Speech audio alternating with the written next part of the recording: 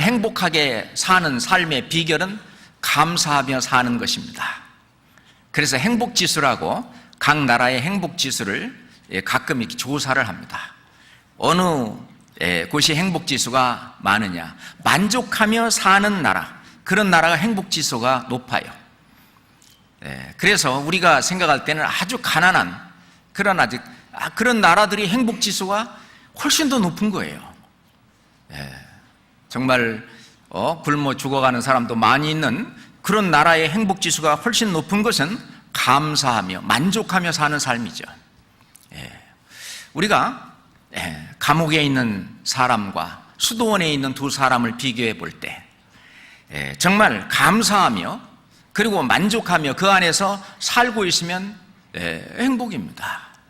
그렇지만 어디 있든지 간에 원망하며 불평하며 늘 짜증내며 사는 그런 삶이 된다면 그 불행이겠죠. 그렇잖아요? 그래서 어느 환경, 어느 곳에 있다 할지라도 정말 내 마음속에 감사함이 가득 차 있다면 그 삶은 기쁨이고 그 삶은 즐거움이고 행복일 것입니다.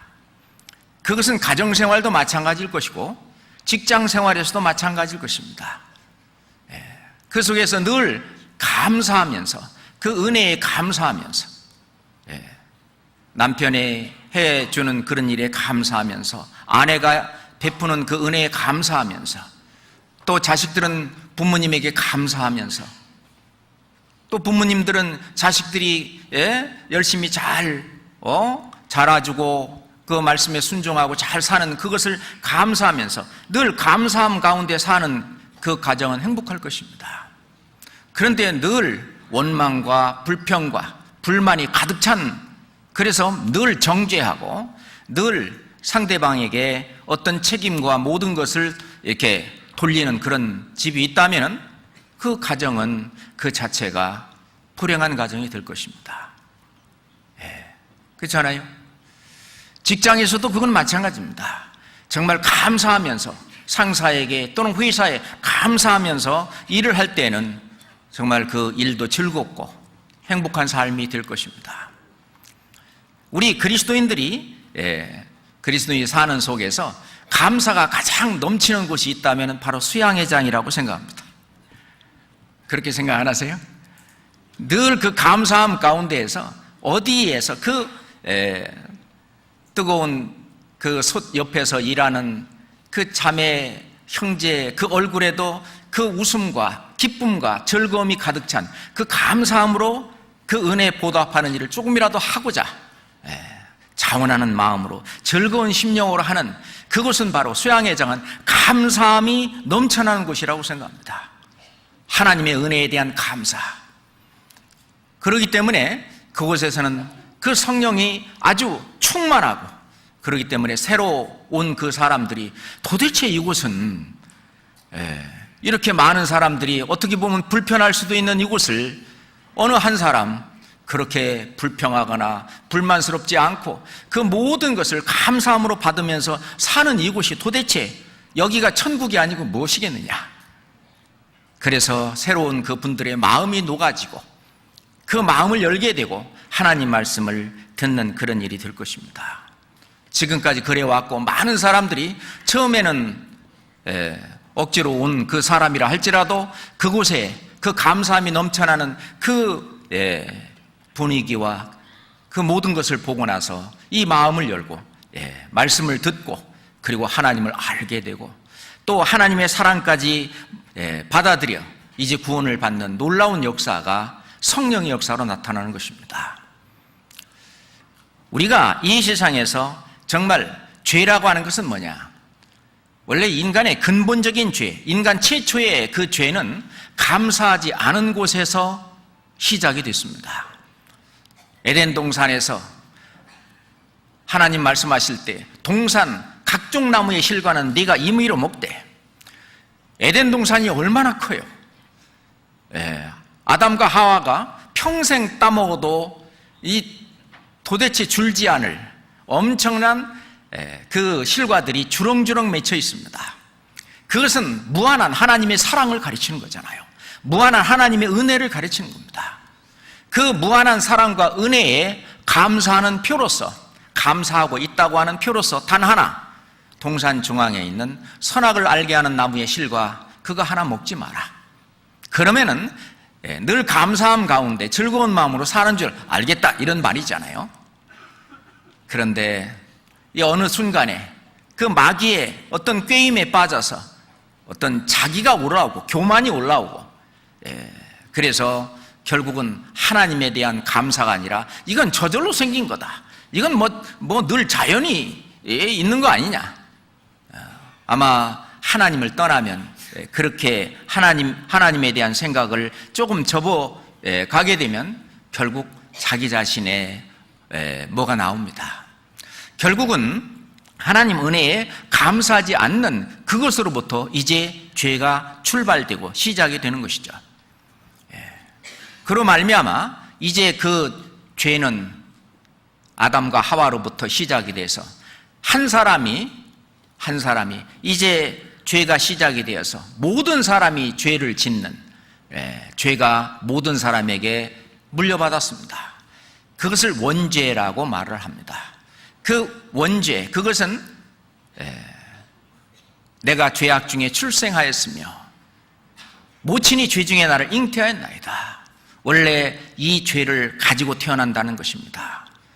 그래서 어린 아이들한테 너 조금 지나면 거짓말해라, 너 조금 지나면 엄마 아빠 말 듣지 마라, 또 뭐 싸워라, 이렇게 안 가르치는데도 불구하고 조금 지나면 그 죄가 죄성으로 나오는, 그걸 원죄라고 그러죠.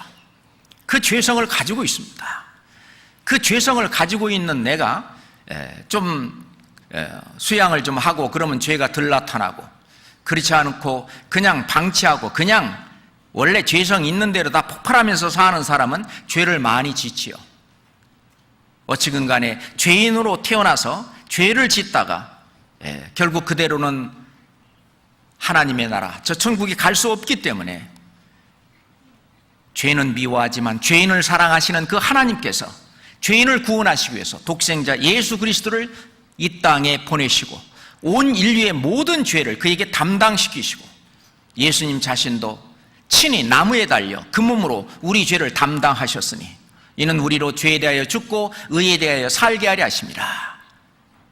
이제 죄인의 신분을 벗어나서 의인의 신분으로 살게 하기 위해서 하나님께서 예수님에게 죄를 담당시키시고 예수님 자신도 친히 우리의 모든 죄를, 호리만한 죄까지 모두 다 담당하시고 그 죄값을 대신 피 흘려 죽으심으로 모두 다 그 죄값을 치러주신 주님, 우리의 죄에서 우리를 해방시킨 그 주님, 그 은혜를 감사하는 그 마음, 그 마음으로 살아가는 것을 우리는 신앙생활이다, 그렇게 말을 할 수가 있습니다. 그렇지만 하나님을 알지 못할 때에는 이 감사함이 없는 거죠. 하나님과 멀리 떨어지면 떨어질수록 이 감사함은 점점 더 멀어지는 것입니다. 성경 로마서 1장 보겠습니다.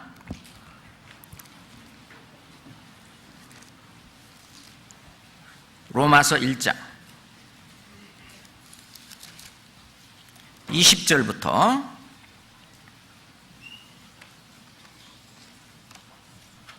로마서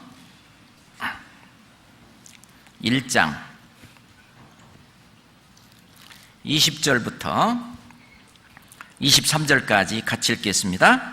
창세로부터 그의 보이지 아니하는 것들 곧 그의 영원하신 능력과 신성이 그 만드신 만물에 분명히 보여 알게 되나니 그러므로 저희가 핑계치 못할지니라. 하나님을 알되 하나님으로 영화롭게도 아니하며 감사치도 아니하고 오히려 그 생각이 허망하여지며 미련한 마음이 어두워졌나니 스스로 지혜 있다 하나 우준하게 되어 썩어지지 아니하는 하나님의 영광을 썩어질 사람과 금수와 버러지 형상의 우상으로 바꾸었느니라. 감사치도 아니하고, 그러니 오히려 그 생각이 어두워진다고 그랬어요. 그 미련한 마음이 어두워진다고 그랬습니다.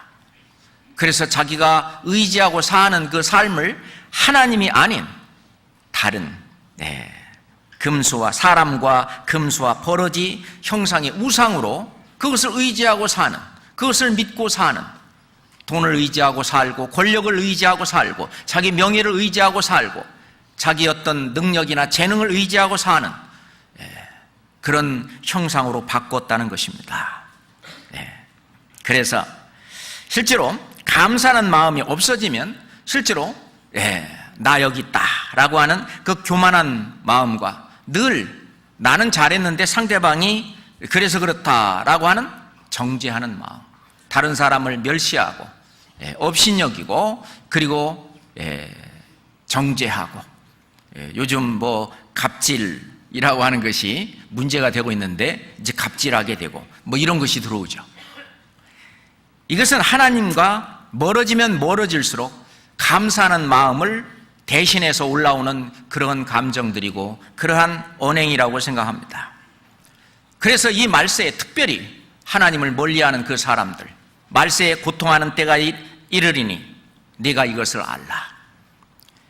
사람들은 자기를 사랑하며 돈을 사랑하며 자긍하며 교만하며 회방하며 부모를 거역하며 감사치 아니하며 거룩지 아니하며 감사치 않습니다. 우리가 감사하는 마음이 있는 것은 항상 내가 하지 못하는 어떤 일을 대신해 준 그 은혜, 그 혜택, 그것에 늘 고맙게 여기고 그 감사하는 마음, 그것이 하나님이 주시는 마음입니다. 그렇잖아요. 특별히 우리 시대는 감사함이 없는 시대라고 볼 수 있어요. 그 마귀에게 없는 세 가지가 있다면 마귀는 감사라는 게 없어요. 그리고 마귀는 더럽죠. 귀신은 더럽습니다. 그 귀신, 마귀들이 하는 것은 거룩함이 없어요. 더럽습니다. 더러운 귀신이라고 성경에도 나오죠. 세 번째, 마귀는 이 사단은 회개를 못합니다. 회개치 못해요. 그렇기 때문에 이 마귀는 결코 천국에 들어갈 자격조차도 없습니다. 그렇잖아요.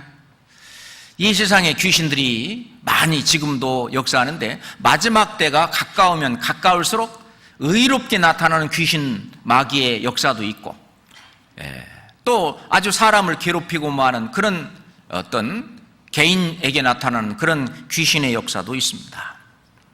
우리가 귀신의 역사 그런 것에 자기가 이렇게 연루되지 않으려면은 대개 귀신은요 혼자 있는 사람 그리고 귀신의 존재를 아주 그냥 믿는 그런 사람들에게 나타납니다.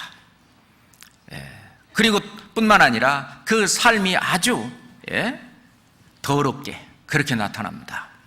그래서 귀신에 이렇게 접하는 그런 사람들은 항상 혼자 있는 시간을 줄이고 항상 같이 다른 사람들하고 같이 생활을 하고 같이 하고 그리고 귀신이 접근해 온다 그런다면은 나 너 싫다고 얘기를 하고 no 얘기하고 거부하고 그리고 해야 됩니다. 그래야만 가까이 안 하죠. 근데 자꾸 그것을 받아주고 어쩔 수 없이 위협하고 협박하고 받아주고 그런다면은 계속 그 안에 점점 몰입이 되고 점점 그 안에 자기가 갇히게 되는 것입니다. 그래서 우리 성령도 마찬가지입니다. 우리 주 하나님께서도 하나님도 마찬가지예요. 하나님을 내가 받아들여야 됩니다. 그죠? 성령이 내 안에 계신 것을 늘 인식하는 신전의식이라고 그러죠. 그래서 성령께서 나와 함께 계시고 그것을 인정하고 그리고 성령의 어떤 뜻에 따라서 말씀에 따라서 살아갈 때 그것이 올바른 삶이라고 볼 수 있습니다. 우리가 이 세상에서도 고마운 것들이 너무 많죠. 나를 실은 본인이 존재하고 사는 것은 나 혼자만 있어서 존재하는 건 아닙니다. 여기 지금 앉아 있는 것도 많은 분들의 어떤 은혜 가운데 앉아 있는 것입니다. 그렇잖아요. 감사할 일이 실은 우리 너무 많습니다. 여기 있는 이 물 한 잔도 이 감사할 일이잖아요. 어? 제가 안 갖다 놨는데 어떤 분이 참 이 물이 필요한 줄 알고 갖다 놓으셨어요. 감사하는 일이잖아요. 이것도 감사하는 일이에요. 그래서 갈증이 나면 조금 이렇게 감사합니다. 그 하나하나, 지금 우리가 입고 있는 옷 하나, 그렇잖아요. 앉아있는 의자 하나, 그리고 지금 이 습하고 더운 이 날씨에 그 에어컨을 만들 그분에게도 우리가 감사할 일이 너무너무 많은 거예요.